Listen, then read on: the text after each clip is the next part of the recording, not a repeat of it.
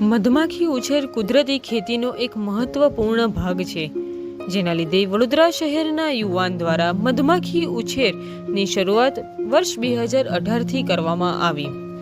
વડોદરા જિલ્લાના કરજણ તાલુકામાં તેઓ તેમની 40 વીઘા ખેતરમાં મધમાખીના 250 જેટલા બોક્સ મૂક્યા છે.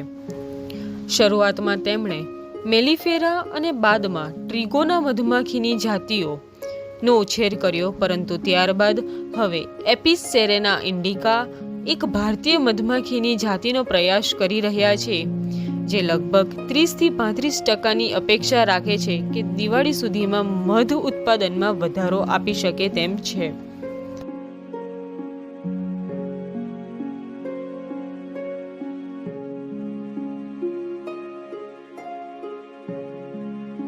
છેલ્લા 2018થી બી કીપિંગનો વિચાર આવ્યો, કેમ કે બી કીપિંગ એટલે મધમાખી પાલન એ પ્રાકૃતિક ખેતી માટે સૌથી જરૂરી પરિબળ છે.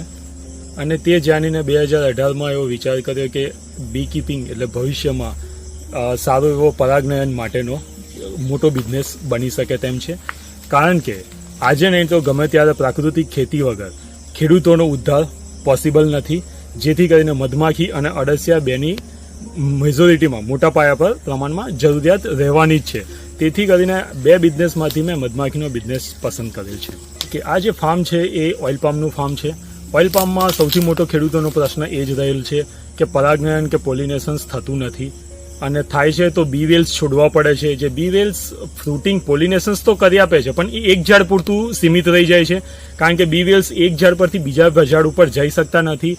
અને નાના ફાર્મવાળા ખેડૂતો માટે બી વેલ્સ એક મોટો પ્રશ્ન ઊભો થાય છે. તો જેથી કરીને જેમ કે બાગાયત ડિપાર્ટમેન્ટ દ્વારા એક કામ સોંપવામાં આવ્યું કે આમાં પોલિનેશન્સ માટે તમે આગળ કામ કરો. તો પહેલાં અવનવા પ્રયોગો કર્યા, મેલિફેરા મૂકીને જોયું, મેલિફેરાથી સક્સેસ ના થયા. ટ્રાયગોના મૂકીને જોયું, ટ્રાયગોનાથી એટલું સક્સેસિવ ના મળે. ત્યારબાદ એપિસ સેરેના ઇન્ડિકા, જે આપણી ભારત દેશની દેશી મધમાખી છે, જે સાતપુડિયા મધમાખી તરીકે ઓળખાય છે, તેના 250 બોક્સ એક જ સાથે આ ફાર્મમાં ઉતાર્યા. ટોટલ 40 વીઘાનું ફાર્મ છે એમાં. ત્યારબાદ એમાં સક્સેસિવ રિઝલ્ટ મળ્યું. અને મધમાખી દ્વારા એક ઝાડ ઉપર પરાગ એટલે મેલ ફૂલ હોય અને બીજા ઝાડ ઉપર ફિમેલ ફૂલ હોય, તો મધમાખી દ્વારા એકબીજા ઝાડ ઉપર પરાગનયનની પ્રક્રિયા આરામથી થઈ શકે છે. અને પરાગનયનથી ઓઇલ પામમાં પ્રોડક્શન 30થી 35% ઉત્પાદન થવાનો અંદાજ છે. અને જે એ અંદાજ દિવાળી સુધીમાં કેલ્ક્યુલેટિવ ફોર્મમાં આઈડિયા આવશે કે કેટલું ઉત્પાદન મધમાખી દ્વારા પરાગનયનથી વધ્યું. પણ પહેલી નજરે આ વિડીયોમાં જોતા પરાગનયન પ્રોપરલી થઈ રહ્યું છે, જે દેખાય છે. મારું કાર્ય છે અહીં 150થી પ્લસ બોક્સ છે, એને સાર સંભાળ કરવાની મોર્નિંગથી લઈને ઇવનિંગ સુધી. હવે મોર્નિંગમાં મારે સૌથી અત્યારે ઓફ સિઝન ચાલે છે, તો ઓફ સિઝનમાં એમને કઈ રીતના ખાવાનું આપવાનું, બહારથી કંઈ નેક્ટર વગેરે મળતું નથી. હવે બહારથી નેક્ટર નહીં મળે તો અમે લોકો એમને શુગર ફીડિંગ કરાવીએ છીએ. શુગર ફીડિંગ કરાવીએ છીએ, પછી બહારથી પોલન આવે છે કે નહીં આવે છે એ જોવા માટે અમારે સવારે મોર્નિંગમાં જ જોવું પડે.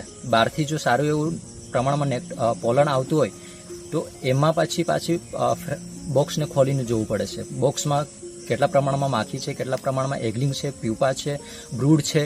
અને જો બોક્સને ડિવિઝન એવું લાગે કે વધારે પડતી માખીઓ છે તો એને અમે ડિવિઝન લગાવીએ છીએ. તો ડિવિઝન લગાવવા માટે એની અલગ પ્રોસેસ આવે છે. એમાંથી અમારે કેટલા ફ્રેમ પર ડિવિઝન કાપવાનું છે એ જોવા પડશે, કેટલી પ્રમાણમાં માખીઓ છે. અને બીજું કે અમારે પ્યુપા, બ્રૂડ અને એગલિંગ જોવા પડે છે. એગલિંગને પછી અમે એમાંથી અલગ કરીને પછી બીજી જગ્યાએ મૂકવા પડશે. જો અમે બોક્સને ડબલ કરીને પાસે જ મૂકીશું તો એ પાછી જે બોક્સમાંથી અમે ડિવિઝન લગાવ્યું છે એ બોક્સમાં પાછી માખીઓ આવી જાય છે. એના માટે અમારે 1 કિલોમીટર દૂર બોક્સ મૂકવું પડે છે. હવે સવારે અમે જ્યારે આવીએ છીએ તો સવારે અમે પોલન જોઈએ છે, માખીઓ કઈ રીતના કામ કરે છે, વર્ક કરે છે. કેમ કે એ અર્લી મોર્નિંગમાં સવારે મધમાખીઓ કામ પર નીકળી જતી હોય છે બહારથી નેક્ટર અને પોલન લાવવા માટે. તો અમે બોક્સ પાસે આવીને એને ગેટ પાસે જોઈએ છે. ગેટ પાસે ઊભા રહીને જોઈએ છે બહારથી શું લાવે છે, એના પગમાં પોલન લાવે છે.